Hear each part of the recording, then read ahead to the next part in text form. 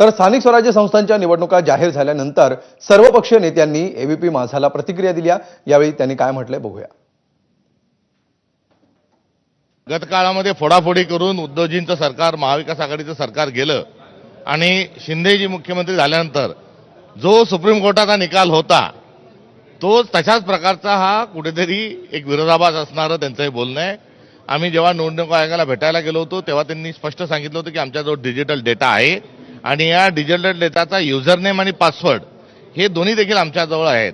त्यामुळे एव्हानाच त्यांनी ही संपूर्ण यादी दुरुस्त करायला पाहिजे होती। आता 2 तास काय 3 स्टार कशाला देताय? एकंदरीत सगळा हा कारभार 10 नंबरी आहे, एवढं मात्र खरं। आता जी माणसं दुबार तिबार यांना सापडतील कशी, याची प्रोसेस काय हे कोणालाही माहीत नाही। कळणार कसं, कुठला ॲप तुम्ही वापरणार, कशा पद्धतीने तुम्ही त्यांना मतदानापासून रोखणार, या बाबतीतली कुठली कल्पना न देता मला असं वाटतं की निवडणूक आयोग कार्यक्रम रेटण्याचा प्रयत्न करते आणि निवडणूक आयोगाचे मालक आहेत जे भारतीय जनता पक्ष, हे त्यांच्या अजेंडा ठरल्याप्रमाणे राबवतील। फक्त लोकांच्या डोळ्याला पाणी लावण्याचं काम करतायत की आम्ही अशी कारवाई करू तशी कारवाई करू। मूळतः कुठल्याही प्रकारची कारवाई होणार नाही आणि ह्या निवडणुका रेटण्याचा प्रयत्न करतील। नगरपालिकेची पहिली निवडणूक लावण्याचं भाजपाचं कटकारस्थान असं आहे का नगरपालिकेमध्ये डायरेक्ट अध्यक्षाची निवडणूक होणार आहे आणि बऱ्यापैकी मुस्लिम आणि हिंदू अशाच प्रकारच्या प्रत्येक नगरपालिकेमध्ये तुम्हाला फाईट पाहायला दिसणार आहे।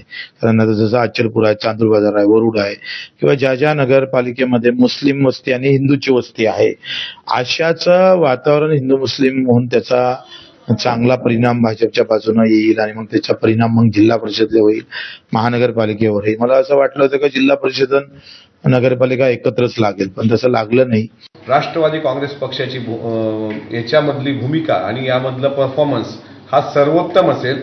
महायुती म्हणून आम्ही सर्व एकत्र लढलो पाहिजे अशी राष्ट्रवादी काँग्रेस पक्षाची प्रामाणिकपणे भूमिका आहे।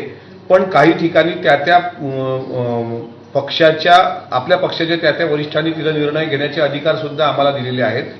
जर काही ठिकाणी मैत्रीपूर्ण लढत, काही ठिकाणी स्वतंत्र लढलो तरी राष्ट्रवादी काँग्रेस पक्ष प्रादेशिक पक्ष म्हणून सर्वोत्तम कामगिरी करणारा असेल आणि राज्यातला 1 नंबर पक्ष ठरेल। नगरपालिका आणि नगरपंचायतीचं मतदान हे 2 डिसेंबरला आहे।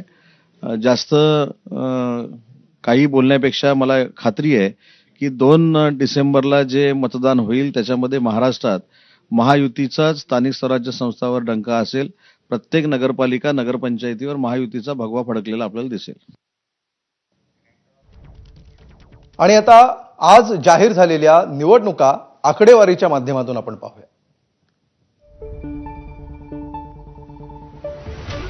बघा, एकूण 242 नगर परिषदा आणि 42 नगरपंचायती यांच्यासाठी मतदान होणार आहे। यामध्ये 288 अध्यक्षपदं आहेत। प्रभागांची एकूण संख्या आहे 3820। सदस्य संख्या 6859। यापैकी महिलांचं आरक्षण असणारं 3492। 1,07,03,576 मतदार तर 13,355 मतदान केंद्र असणार आहे।